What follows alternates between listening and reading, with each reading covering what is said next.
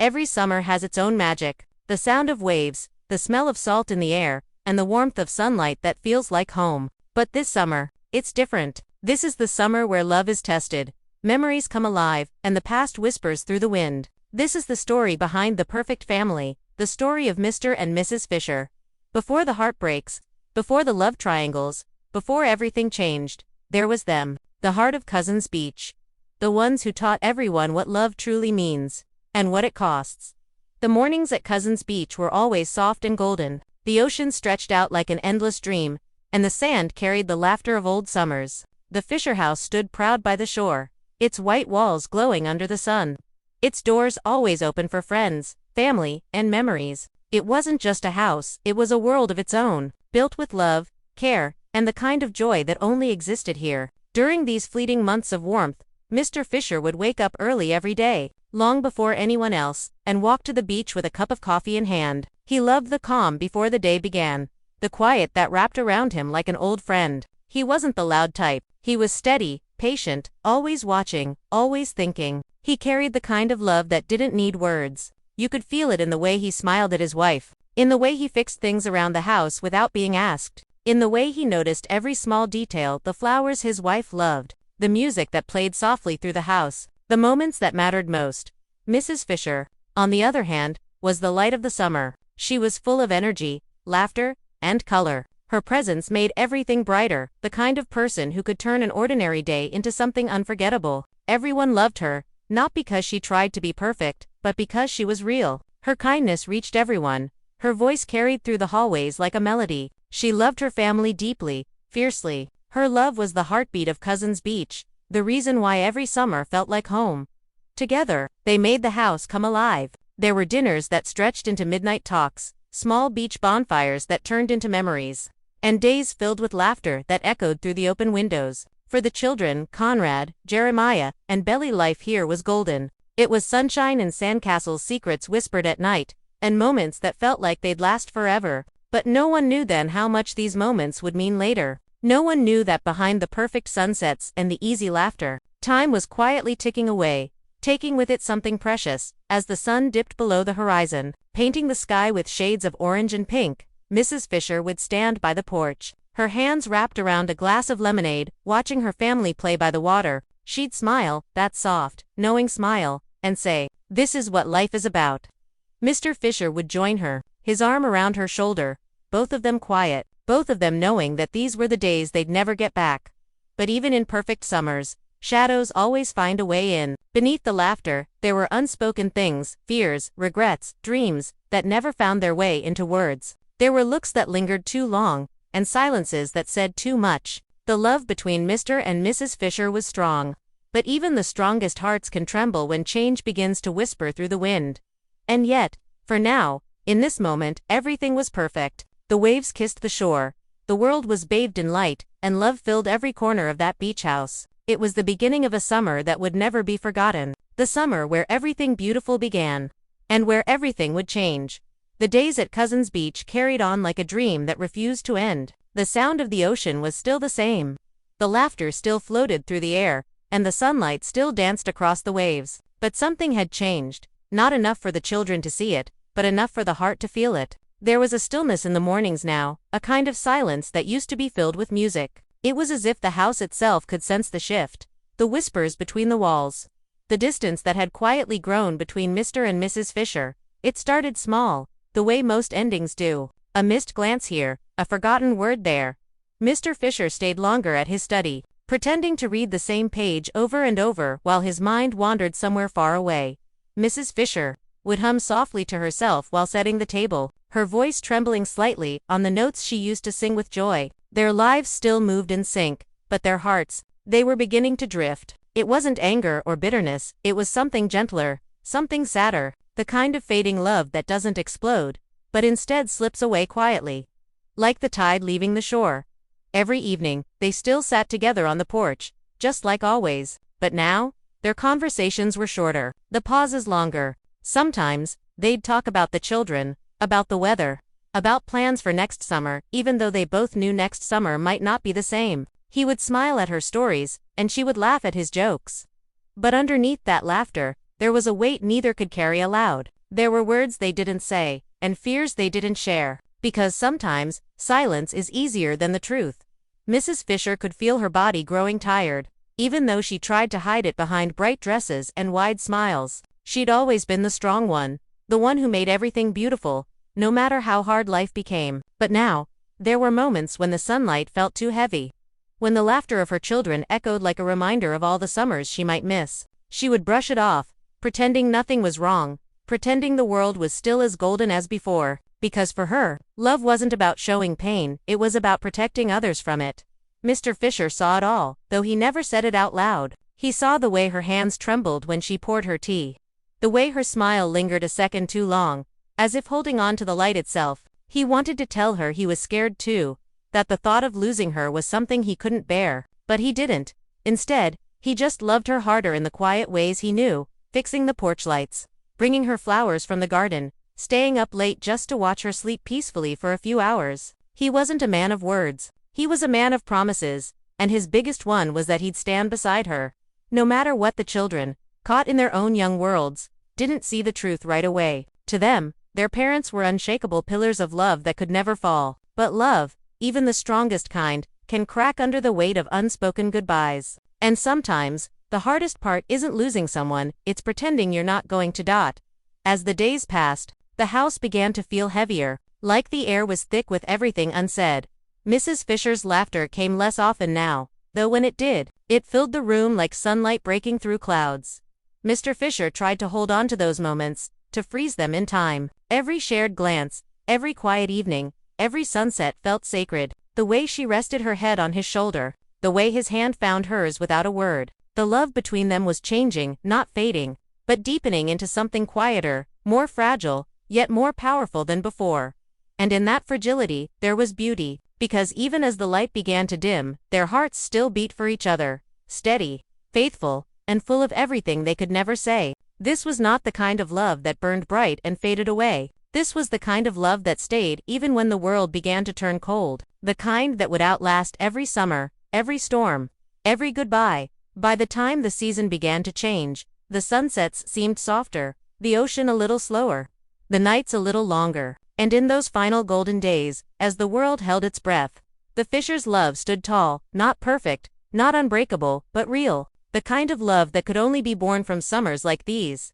The summer sun still rose over Cousins Beach, but it didn't feel the same anymore. The light that once danced through the Fisher house now fell quieter, softer, as if the world itself knew something was shifting. The laughter that once filled the air had turned into gentle conversations, the kind that come with pauses heavy enough to hold 1,000 unspoken fears. It wasn't that love had disappeared. No, love was still there, stronger than ever, but it had changed its shape. It had turned into something tender, something aching, something that existed between heartbeats rather than in words. Mrs. Fisher woke each morning with a practiced smile. She still brushed her hair in front of the mirror, still chose her favorite summer dress, still hummed the same songs that once floated through the halls. But now, when she looked at her reflection, she could see it, the quiet truth in her eyes. She was getting weaker. The long walks on the beach that used to bring her peace now left her breathless. The sound of the waves, once so full of promise, now felt like a countdown. And yet, she refused to let the world see her fading. This was her summer, her family's summer, and she was determined to make it shine, even if it meant burning herself down to keep it warm. Mr. Fisher had always been a man of calm strength, but lately, he felt the weight of helplessness pressing on his chest. He'd watch her from the porch, pretending to read the newspaper while his eyes followed her every move, every laugh she gave, every small smile, every breeze that touched her hair. He memorized it all. He didn't know how to say goodbye, not when she was still right there beside him. So instead, he held on tighter to the small things: her favorite tea in the morning, her hand resting on his arm during dinner, the sound of her voice saying his name softly in the dark. But love isn't just light. It's also the shadow it leaves behind. And one afternoon, when the sky turned gray over the beach, Mrs. Fisher collapsed while walking to the garden. The house that had always felt alive suddenly went still. The boys ran for their father, their voices shaking with fear, and for the first time, Mr. Fisher couldn't find the words to calm them. He lifted her in his arms, his heart pounding, whispering her name over and over, as if saying it could keep her from slipping away. That evening, the whole family sat together, waiting for a storm to pass. waiting for the truth they didn't want to face. The walls of the Fisher house, once filled with laughter and music, now carried the sound of quiet prayers. Mrs. Fisher woke later that night, her face pale but her eyes gentle. "Don't cry," she whispered to her husband. "It's just a bad day." But he knew. He had always known. He took her hand and held it as if letting go meant losing her completely.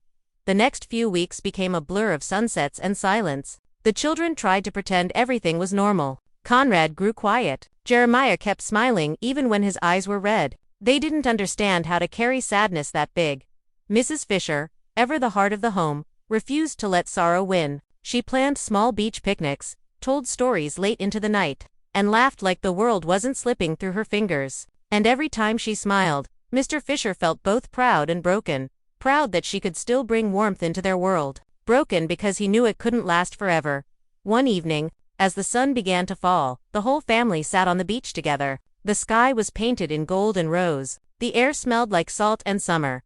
And for a moment, it felt like everything was exactly how it used to be. Mrs. Fisher rested her head on her husband's shoulder, her eyes half closed. "Promise me," she whispered, "no matter what happens, you'll keep the summers going." He looked at her, his voice caught in his throat. "I promise," he said. And it wasn't just a promise, it was a vow carved into his soul. That night, the ocean sounded louder, the stars brighter, the air stiller. It was as if the universe had stopped to watch the Fisher family hold on to what remained of their summer. In the quiet that followed, the truth settled in like the tide, soft, steady, unstoppable. The summer they once thought would last forever was slipping away, one wave at a time. But love, real love, doesn't disappear with the season. It lingers in the laughter that still echoes through the house, in the scent of salt that stays on the wind, and in the hearts of those left behind by the time the first leaves began to fall. Cousins Beach was different. The Fisher house stood the same, but it carried memories instead of voices. And though the laughter had faded, love remained, not loud or bright, but quiet and eternal. Because this was the summer everything changed. The summer when love became more than a feeling, it became a memory that would live on, even when the sun no longer rose the same way. The following summer arrived softer, quieter, and slower than before. Cousins Beach was still the same. The waves still reached for the shore, the sky still blushed at dusk, and the breeze still carried the scent of salt and wildflowers, but something deep within it had changed. The laughter that once spilled freely from the Fisher house had turned into echoes. The walls still stood strong, but they whispered memories instead of moments. Every room, every chair, every grain of sand outside held a piece of the past, a trace of love that refused to fade. Mrs. Fisher was gone. But she wasn't truly gone. Her spirit lingered in every sunset, in every smile that dared to return, in the warmth that still wrapped around the home when the light hit just right. She had been the heart of Cousins Beach, the soul that made the summers come alive. And even in her absence, that magic stayed. Mr. Fisher made sure of it. He kept her favorite flowers on the porch, her records in the living room, and her laughter. Oh, her laughter still played in his head every morning when he brewed his coffee. He didn't move on. He moved with her through the quiet days and lonely nights. Grief had a way of reshaping him, carving gentleness into his silence, teaching him to love in smaller, softer ways. He spoke less, smiled less, but when he did, it meant more. The neighbors noticed how he still tended to the garden she loved, how he still left a chair open at dinner, how he still looked out at the ocean as if waiting for her reflection in the waves. People pitied him, but they didn't understand. He wasn't waiting for her to return. He was learning how to live in the world she left behind, how to keep her alive through the love she gave.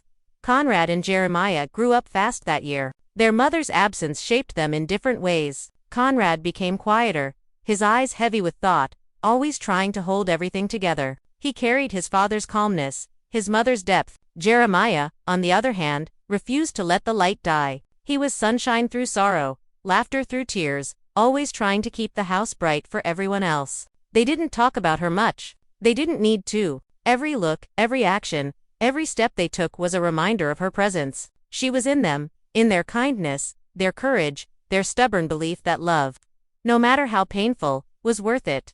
One evening, as the summer sun began to fade, Mr. Fisher sat on the porch alone, the same spot where he and his wife used to watch the children run down to the beach. He held her favorite book in his hands, its pages worn, its corners soft from years of being read aloud. He opened it, reading lines he'd heard her say 1,000 times. And for the first time in months, he smiled a full, real smile. It wasn't joy exactly. It was peace. The kind of peace that comes when you finally understand that love doesn't end. It just changes shape. Later that night, the boys joined him. The three of them sat together, watching the moon rise over the water. There were no words, just the sound of waves brushing against the shore. And in that silence, something beautiful happened. They all felt her there. Not as a ghost, not as a shadow, but as a warmth, a feeling that wrapped around them like a soft blanket. Mrs. Fisher had kept her promise. Her love hadn't left them. It had only transformed. The next morning, the house came alive again. Conrad made breakfast. Jeremiah played the old records. Mr. Fisher opened all the windows and let the sea breeze flow through, carrying laughter, music, and memories. For the first time in a long while, it felt like summer again, not the same summer they once had, but a new one, touched by loss yet filled with gratitude. They realized then that grief wasn't about holding on or letting go. It was about learning how to live with love that no longer has a body but still has a soul. Years later, when the boys grew older and came back to Cousins Beach with families of their own, the house still stood strong. The porch still faced the sea. The flowers still bloomed where she once planted them, and the sunsets still painted the sky the same shade she loved most. Mr. Fisher, older now, would sit with his grandchildren and tell them stories about their grandmother, how she laughed too loud, loved too deeply, and lived as if every day was her last summer. And when they asked if he missed her, he would smile and say, "Every day, but she's still here in all of this." As the years passed, the legend of Mr. and Mrs. Fisher became more than just a love story. It became a symbol of what it means to love truly, to lose gracefully, and to keep living bravely. Their story became the heartbeat of Cousins Beach, the reason every new summer felt like an echo of the one that changed everything. Because love like theirs doesn't fade with time, it becomes the tide that keeps returning, the wind that whispers through the trees, the memory that stays even when everything else does not. And every summer, when the light hits the Fisher house just right, it almost feels like she's there again, smiling, barefoot on the porch, her laughter blending with the sound of the sea. This was the legacy of the Fishers, a story not about endings, but about forever. The summer that began with love, endured through loss, and lived on through memory. A love that turned pain into poetry, and farewell into forever. Because some summers don't end, they simply live on in the hearts they touched.